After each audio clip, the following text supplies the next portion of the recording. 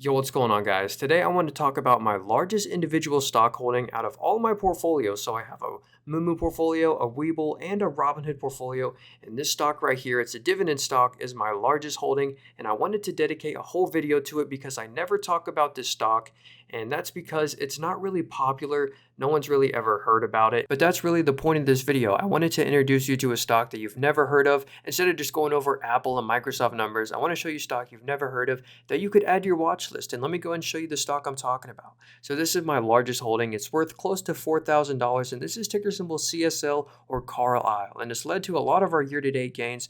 We're up 20% on our shares, so not a crazy amount up. And if we look at it from a month ago, it's actually down from its peak. Around a month ago, it was $443, and now it's $388. And now let me show you a few very impressive stats about this company. So they do pay a dividend, and the yield is only 1% right now, but they have 48 years of dividend growth, and the payout ratio is only a 14%. And here's why I'm not mad about this 1% dividend yield. They've bought back 6.45% of the entire company just in the past year. So your actual shareholder yield, when you include the buybacks and the dividends, is actually a 7.48% return, which is super impressive. That's why I love this company. Remember this market cap. It's just under $18 billion. It's $17.9 billion. And let's see how much cash they have on hand. And right now they have $1.74 billion in cash and $2.23 billion in total debt. So they could pay off most of their debt right now if they wanted to. They're very, very safe financially. And check this out, free cash flow per share of $22 in the trailing 12 months. Remember, their dividend is only $4 a year. Their annual dividend. So that's how they're able to do all these stock buybacks, through the free cash flow of over $1 billion. Look at this, free cash flow of $1 billion, and their market cap is 18 billion. So they're trading at 18 times free cash flow. And let me go to their PE ratio. We'll look at those financial metrics. A forward PE ratio of 17.74. That is super cheap. So let me actually tell you what Carlisle actually does. This is their August 2024 investor presentation. And hey, don't forget to drop a like on the video. I did a lot of research doing this video, but also I enjoyed it because it's my largest holding. But anyway, let's look at Carlisle at a glance. So what they do, they make construction materials and weatherproofing technologies. That's the revenue mix. And I like this number right here. 62% of it is replace and remodel, and they have a healthy exposure to residential at 20%. But let me show you their financial metrics over here. Remember, $4.6 billion of total revenue, that's not bottom line, but total revenue of $4.6 billion, and the market cap was $18 billion. And they have EPS trailing 12 months of 17.88, but this is for the full year 2023. So the metrics actually look even better because they've beaten expectations the past two earnings. So the trailing 12 months EPS is 17.88, not 15, but this is for the full year 2023. They have a free cash flow to sales ratio of 20.2%. This is the most impressive number. What exactly is a free cash flow to sales number? This is how they're cranking out so much free cash flow. So if you go and spend $100 at Carlisle, $100, just over $20 of that is free cash flow for the company. There are no other company. Well, I'll show you actually this right here. There are basically no other companies that do this. So look at this. So out of all of their competition, there are 35 plus publicly traded companies. Only 20 plus of those have revenue of over $2 billion. They have $4.6 billion. Only 5 of those have free cash flow to sales ratio of 15% plus. Remember, they're at 20%. Only 5, and only 1 has a return on invested capital of 25% or plus. And that's Carlisle. They have this is all their metrics right here, just super impressive. Total addressable market of $60 billion. So look at how much room they grow. This is the yearly market. They're at $4.6 billion. They definitely have room to capture more market.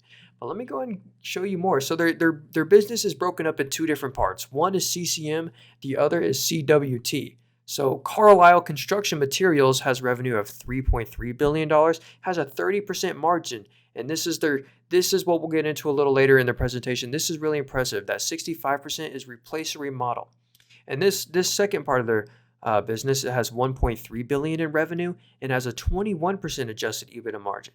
This is their weatherproofing technologies. You've maybe heard of one of their brands called Henry. They kind of make these products, Henry Roofing, a lot of sealants, and that's a company that they bought for just over $1.5 billion, and they're seeing a lot of accretive EPS. So as soon as they acquired this company, they're seeing a lot of accretive EPS for the first year. And they actually just acquired another company and they're seeing a lot of synergies with that too. So they bought out Henry, had a lot of synergies, and that's what most of this business is.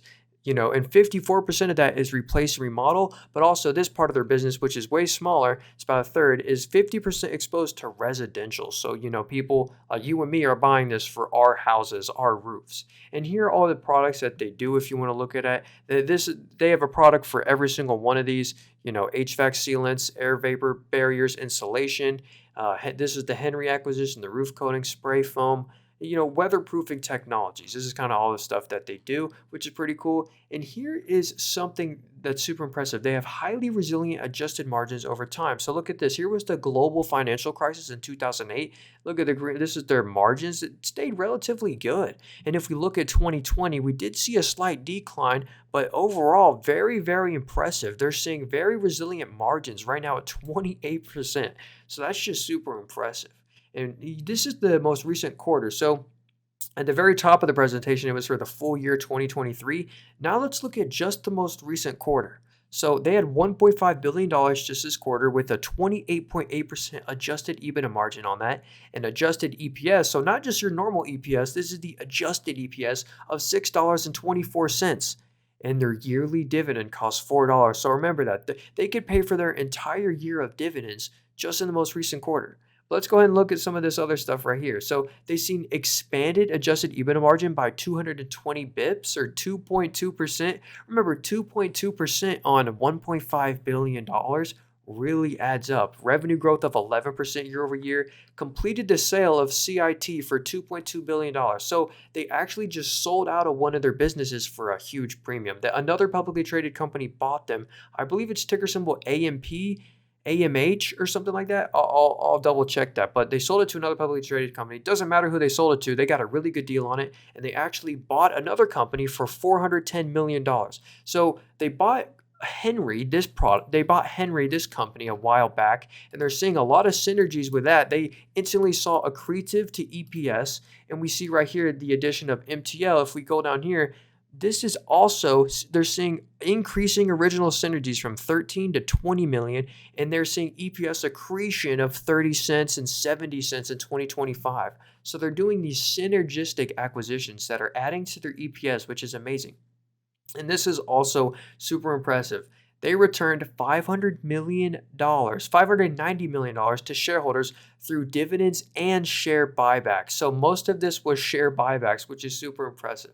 I mean, $590 million, and remember, the market cap was $18 billion. So they're returning a lot of money to the shareholder. Very shareholder-friendly company, and they also just raised the full year 2024 outlook to 12% revenue growth, and they're also like, oh yeah, we're expanding our EBITDA margin by another 1.5%.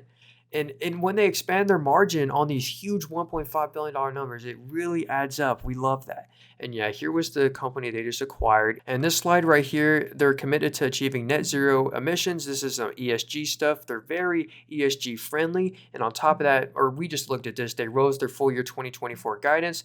They didn't change their previous expectations of 25% ROIC and a 15% plus free cash flow margin, which is really good that they're not changing it.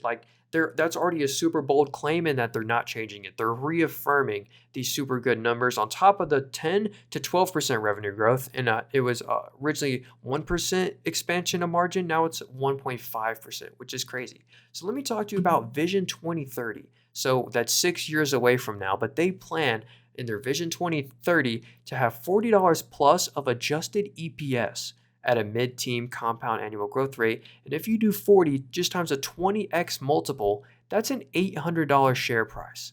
And remember, today they were trading at $388, so that's over double. The stock could still double by the year 2030. So not personalized advice, not financial advice. And they have a plus 25% plus ROIC. They already have this. They already have a 15% plus a free cash flow to sales ratio, which is just a cash generation engine.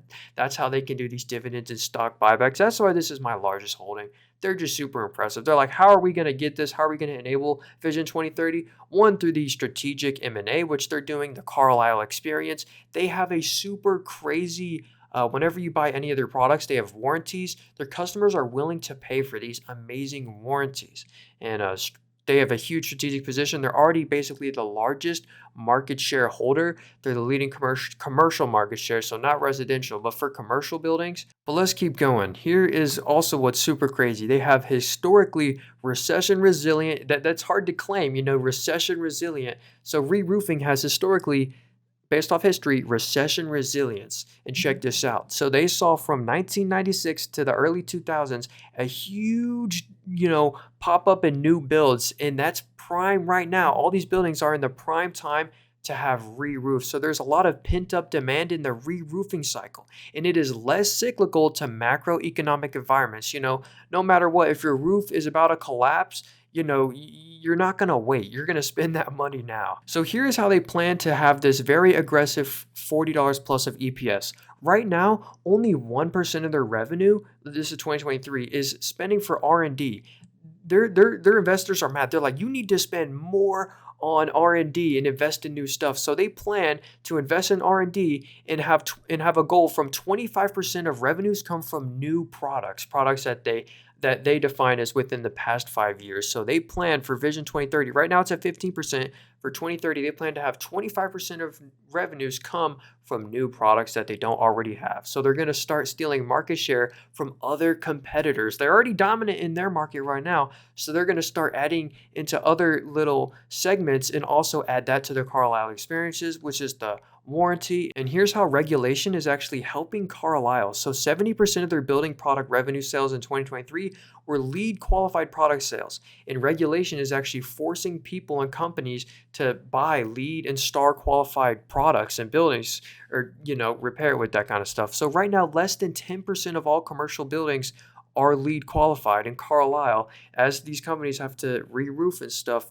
they're going to spend their money here, as they also get tax benefits with that. They're focused on M&A. They just did the strategic M&A with Henry and MTL Holdings, which we saw are instantly accretive to EPS. There's instantly synergies. That's what I love. Johnson & Johnson just did that acquisition of Shockwave. They're like, it's taking away from EPS. Well, this is synergistic. This is adding to EPS. Check this out, multi-year runway for growth. Their M&A just expanded their total addressable market from $30 to $70 billion. We already looked at their Vision 2030 financial highlights, and they're going to maintain their net leverage within 1 to 2x, which is very fair. This isn't a fair comparison, but Realty Income is at nearly a 5x leverage. And this isn't a REIT, so I know that that's the only thing I could just think of right now. But yeah, this is super impressive. This free cash flow to sales ratio, no other company has this. Well, there are some other ones, but this is what makes them so impressive. Because of this, they can do share repurchases, dividends, acquisitions, reinvestment. To spend $100 with them and instantly 15 of that goes to free cash flow. Actually, no. Carlisle, for the full year 2023, had a free cash flow to sales ratio of 20%, so even better than this 15%. So that's why this company is, I love them. And we can we'll wrap it up here. Thank you so much for being here. We'll wrap up this last little slides here, but don't forget to drop a like on the video for me. So yes, 3.2 billion of sales were in LEED qualified products. So that's really good. You can OSHA incident rate is down from the 3.4 industry average. So they're taking care of their workers. But yeah, that's the end of the presentation. Thank you guys so much for watching. Hope you enjoyed this kind of stuff. Don't forget to drop a like on the video. And if you leave a comment, I'll respond to every single one of them. And I hope you guys have a great rest of your day. My name is Nathan Robert.